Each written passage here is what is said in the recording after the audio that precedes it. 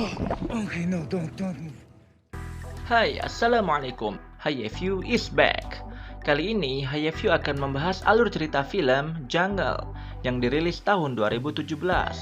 Film ini diadopsi dari kisah nyata yang bercerita tentang 4 orang pria yang melakukan ekspedisi ke hutan Amazon untuk mencari harta karun tersembunyi yang terdapat di suku pedalaman.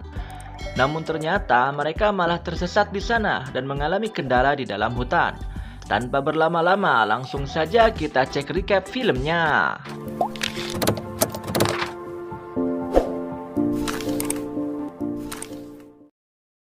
Film diawali dengan seorang mantan tentara Israel yang bernama Yossi.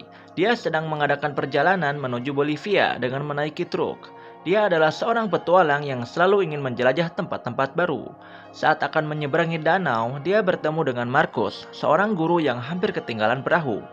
Lalu mereka berdua pun semakin akrab. Saat sampai di perkemahan, mereka mendirikan tenda bersama. Saat ke pasar, Yossi bertemu teman lamanya yang bernama Kevin. Dia adalah seorang pendaki yang telah menaklukkan banyak gunung di wilayah Amerika. Kevin juga adalah seorang fotografer. Besoknya, Yossi, Marcus, dan Kevin pergi menuju sebuah daerah yang bernama La Paz, dan mereka pun menginap di sebuah penginapan. Saat sedang berjalan-jalan, Yossi disapa oleh seorang yang bernama Carl. Dia juga adalah seorang petualang dan bercerita bahwa dia pernah bertemu dengan suku pedalaman, mendulang emas, dan menikmati keindahan alam hutan Amazon. Lalu Carl menunjukkan foto-foto petualangannya kepada Yossi. Di sini, Carl mengajak Yossi untuk berpetualang menuju suku pedalaman yang bernama suku Toromonas di hutan Amazon. Suku tersebut mempunyai banyak harta karun tersembunyi di sana. Yossi pun sangat tertarik dengan ajakan Carl dan mengajak kedua temannya. Di sini, Carl bilang akan memberikan emas setelah petualangan tersebut selesai. Lalu Carl meminta mereka membayar $50 untuk bekal perjalanan.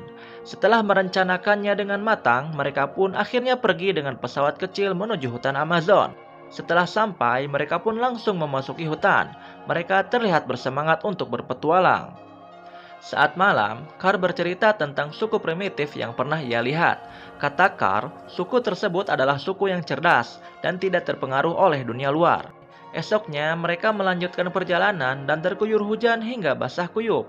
Di hari ketiga, terlihat Marcus mulai kelelahan dan menghambat perjalanan. Tak lama, mereka melihat ada pergerakan di dalam semak-semak. Ternyata, itu adalah penduduk lokal yang sedang menggembala sapi. Setelah itu, Carl memperlihatkan bahwa mereka telah sampai di desa Asariamas. Desa Asariamas adalah desa terpencil yang dihuni oleh suku pedalaman yang sangat ramah. Terlihat keadaan di sana sangat damai. Di sana, Carl tampak sudah akrab dengan penduduk Asariamas. Lalu mereka pun minum-minum dan mencoba tembakau khas di sana. Siangnya, Marcus mengobati luka di kakinya dan juga penduduk desa. Di sisi lain, Yossi dan Kevin sedang mencari emas di sungai. Setelah itu, mereka melanjutkan perjalanan mereka.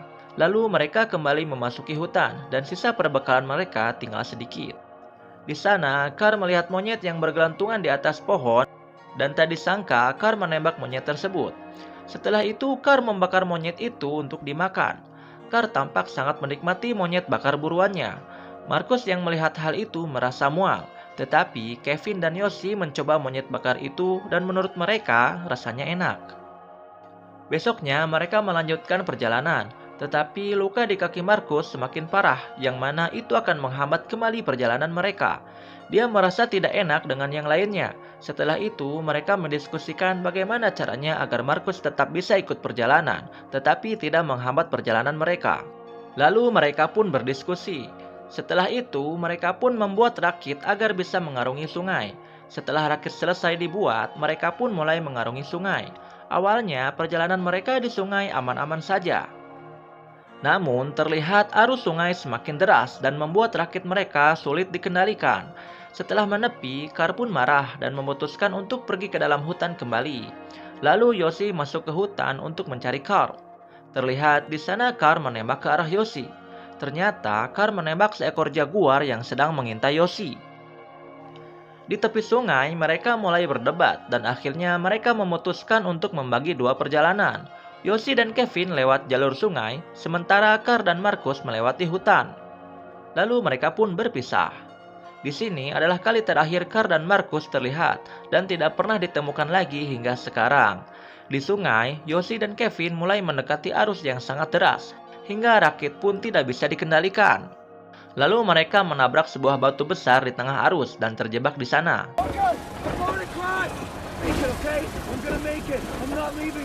Kevin berusaha menuju tepi sungai dan berhasil, tetapi Yoshi malah terjatuh ke sungai dan terbawa arus yang sangat deras.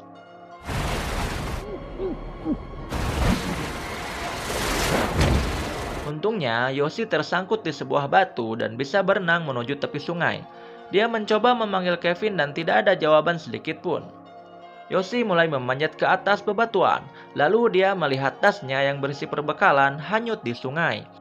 Setelah itu, dia memutuskan untuk mengambil tasnya, namun untungnya dia berhasil mengambil tasnya itu. Yoshi pun melanjutkan perjalanannya dan berusaha untuk mencari Kevin. Dia sekarang sudah sangat kelelahan dan kelaparan.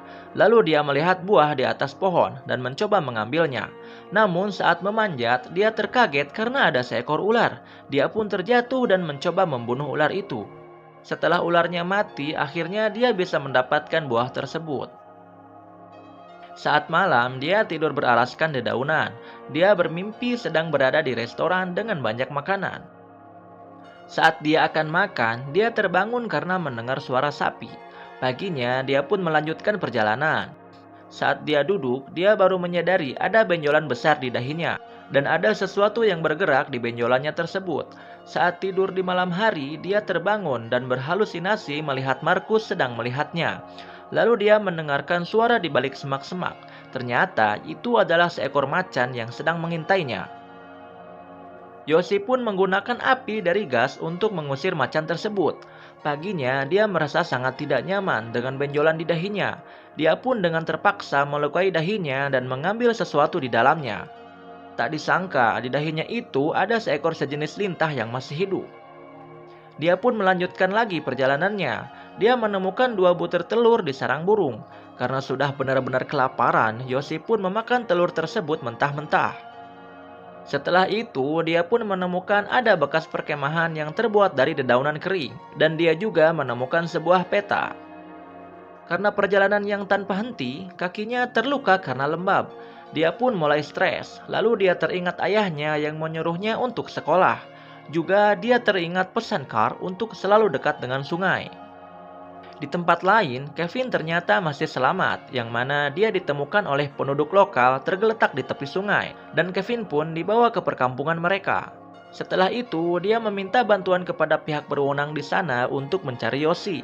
Di tempat lain, saat Yoshi ingin minum, dia mendengar suara pesawat, yang mana itu adalah Kevin dan pihak berwenang yang sedang mencari Yoshi. Yoshi berusaha mengibarkan mantelnya, namun sayang, Kevin tidak melihat Yoshi. Karena belum berhasil menemukan Yoshi, Kevin disarankan agar mencarinya melalui jalur darat bersama seorang nelayan yang berpengalaman menyusuri hutan Amazon. Saat Kevin menemui nelayan tersebut, dia menolak membantu Kevin karena Yoshi telah menghilang selama 2 minggu, yang mana kecil kemungkinannya Yoshi bisa selamat. Tetapi Kevin yakin kalau Yoshi masih hidup. Karena Kevin akan membayar perahu orang tersebut dengan harga tinggi, akhirnya mereka sepakat untuk pergi mencari Yoshi. Di dalam hutan, Yoshi sudah sangat kelelahan dan sering berhalusinasi. Saat berjalan dengan sempoyongan, dia menginjak lumpur hisap dan terperosok ke dalamnya. Karena sudah tidak ada tenaga lagi, dia pun tertidur. Beruntung, saat dia terbangun, kepala Yoshi masih berada di atas. Dia mencoba meraih ranting daun untuk menarik tubuhnya keluar dari lumpur hisap tersebut. Akhirnya, Yoshi pun berhasil keluar dari sana. Setelah keluar, dia sudah sangat pasrah dan sesekali mendengar bisikan-bisikan agar pergi menuju sungai agar ada orang yang bisa menemukannya. Lalu Yoshi melihat koloni semut api di sebuah pohon. Dia pun menggoyangkan pohonnya agar semut api itu bisa menggigitnya, agar Yoshi bisa terus tersadar karena rasa sakit gigitan semut api tersebut. Dengan sisa tenaga yang dimilikinya, Yoshi pergi menuju sungai. Namun saat tiba di sungai, dia tidak menemukan siapapun. Saat malam, dia melihat seekor kura-kura yang dia ajak bicara dan menjadikannya teman satu-satunya di sana. Yoshi pun sudah sangat putus harapan.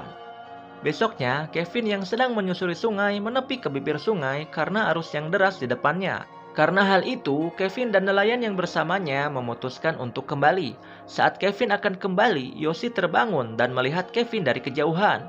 Namun, karena keadaan Yoshi yang sangat lemah, dia tidak kuat untuk berteriak memanggil Kevin. Namun, tak disangka, keajaiban datang.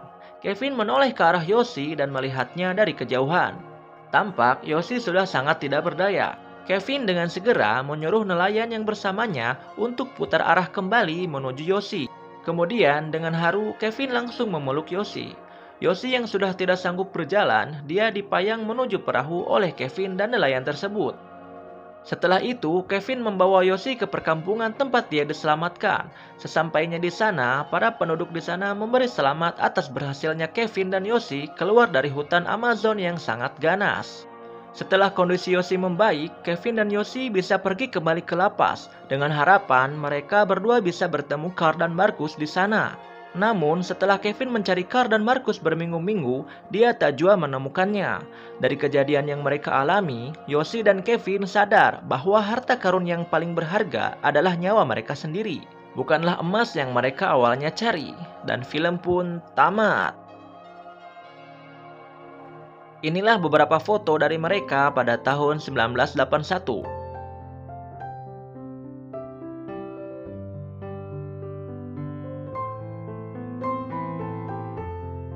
Jangan lupa subscribe HiView ya, agar lebih bersemangat lagi merecap film-film seru lainnya untuk kalian. Wassalamualaikum.